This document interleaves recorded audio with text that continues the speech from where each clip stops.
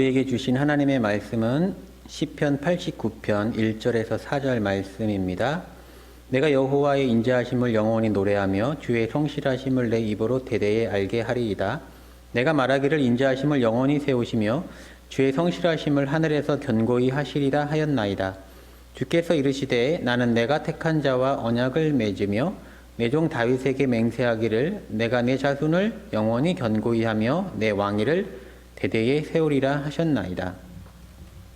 오늘 시편 89편의 저자는 에스라인 에단의 맞스길이라고 기록되어 있습니다. 에스라인 에단의 맞스길.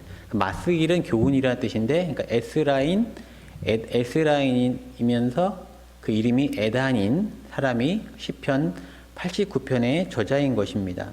그 에스라인이라고 하는 저자가 두 편이 나오는데, 우리가 어제 나눴던 88편 해만의 시고요. 오늘은 89편은 에단의 시입니다. 그 에스라라고 하니까 우리가 이제 바벨론 그 귀환했던 2차 포로 귀환했던 에스라를 생각하기 쉬운데, 그때 시대 사람은 아니고 솔로몬 시대의 사람입니다. 왕상 4장 31절 말씀에 그는 모든 사람보다 지혜로워서, 여기서 그가 솔로몬입니다. 에스라 사람 에단과 마홀의 아들 헤만과 갈골과 다르다보다 나음으로 그의 이름이 사방 모든 나라에 들렸더라, 이렇게 기록되어 있는데, 그 솔로몬 시대에 예스라, 여기는 이제 시편은 에스라라고 나오고 왕상에서는 예스라라고 나오는데, 예스라 사람 에단이라고 하는 그런 인물이 나오는데 동일 인물이라고 학자들은 추정하고 있습니다.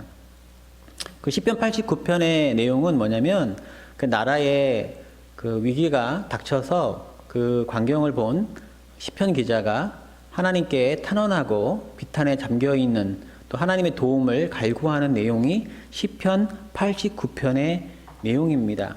하나님께서 다윗과 언약을 세우셔서 그 다윗 왕가를 영원토록 이어지게 하셨는데, 그 솔로몬 이후에 나라가 어려움에 처해지자 그때 에단이 하나님께 간구하는 내용입니다.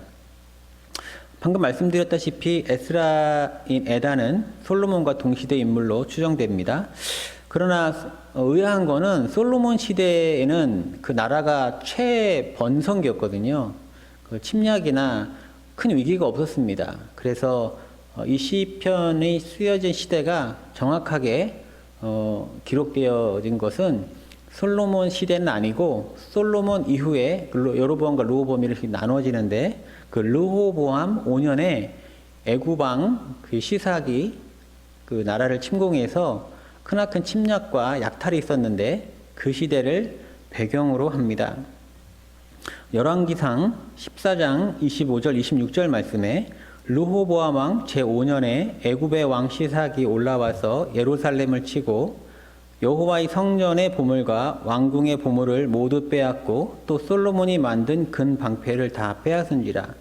그러니까 솔로몬 이후 시대에 르호보암 5년에 애굽 왕이 온 겁니다. 와서 여호와의 성전에 있는 보물들도 약탈해가고 왕궁의 보물들도 모두 빼앗고 또 솔로몬이 만든 금방패 또 은방패 다 가져가는 그런 침략의 사건이 일어나는데, 그 광경을 보게 된 겁니다. 하나님은 다윗과 언약을 세우셔서 이 나라를 견고히 하신다고 하셨는데, 이렇게 큰 비극이 일어납니다. 여호와의 성전이 침략당하고 이 나라의 모든 보물이 수탈당하는 것을 보면서 그 시편 기자는 비탐에 빠지게 된 것이죠. 그래서 하나님께 간구합니다. 그러나 오늘 우리가 주목할 점은 무엇이냐면, 함께 나누고자 하는 것은 그가 하나님의 무엇을 바라보며 기도하는가입니다. 오늘 시편을 살펴보니까 그는 하나님의 인자하심과 성실하심을 앙망하고 있습니다. 오늘 본문 1절 2절 말씀입니다. 내가 여호와의 인자하심을 영원히 노래하며 주의 성실하심을 내 입으로 대대에 알게 하리이다. 내가 말하기를 인자하심을 영원히 세우시며 주의 성실하심을 하늘에서 견고히 하시리라.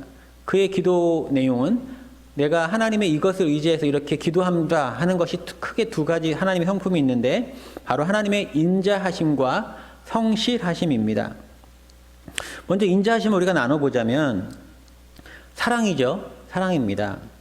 그러니까 하나님의 능력이 대단하여도 만약에 인자하지 않는다면 우리가 기도할 이유가 없습니다. 왜냐하면 그 인자를 누릴 수 없기 때문이죠. 하나님의 능력이 대단한데 우리에 대한 아픔을 이해하지 못하고 또 우리의 삶을 살필 의사도 없다. 그런 사랑과 인자가 없으면 우리가 하나님께 기도하는 것이 무익합니다.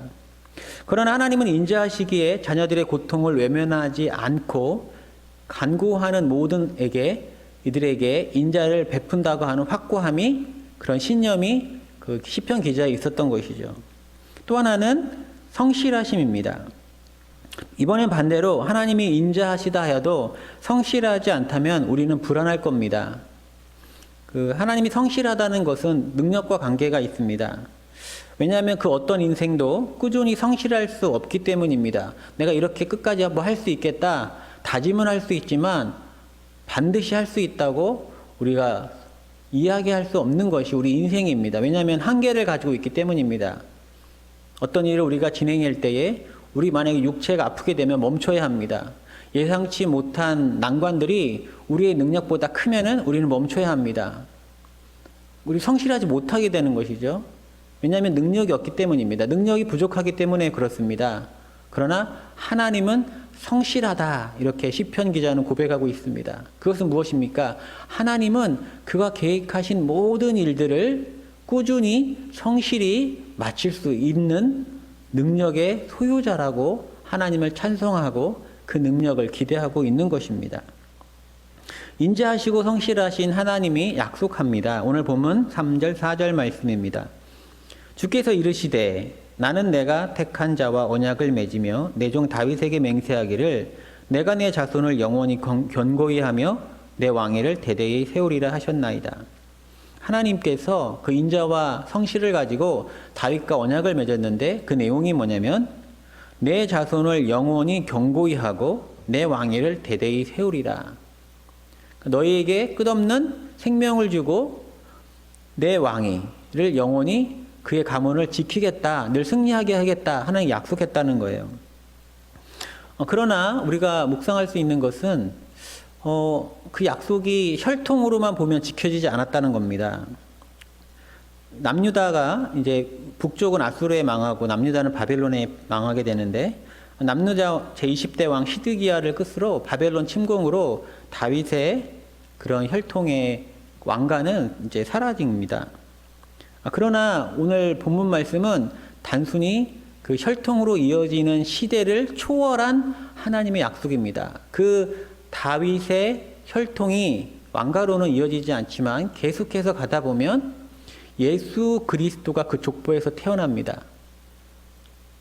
예수 그리스도는 온 열방의 구세주 되십니다. 참된 왕이 되십니다. 그러니 하나님의 다윗의 언약은 혈통을 넘어서, 세대를 넘어서, 시대를 초월해서, 열방과 민족을 초월해서 이루어졌다는 것이죠. 그 하나님의 인자와 성실이 놀랍습니다. 오늘 말씀을 묵상하시면서 여러분 기도하시기 바랍니다. 여러분 오늘 기도하실 때에 하나님의 인자하심과 성실하심을 고백하면서 기도하시기 바랍니다. 하나님의 한이 없으신 그 사랑의 인자와 놀라운 능력의 성실이 우리를 인도할 것입니다. 우리가 하나님 인자와 성실을 구하며 간절히 기도할 때에 하나님은 내가 내 자손을 영원히 견고히 하며 내 왕위를 대대히 세우리라고 우리에게 참된 위로를 들려주실 것입니다. 기도하겠습니다. 하나님, 우리가 오늘 하나님의 인자와 성실을 구합니다. 하나님의 그 사랑으로 우리의 사정을 헤아려 주시고 하나님의 그 한없는 능력으로 성실과 공의를 베푸사 우리의 삶을 성실히 인도하여 주옵소서. 우리를 구원하여 주옵소서. 주의 인자와 성실로 말미암아 우리가 살고 우리 개인과 가정과 교회가 영원히 견고히 설 수 있도록 은혜를 베풀어 주옵소서. 이 모든 말씀을 우리 주 예수님의 이름으로 기도드렸사옵나이다. 아멘.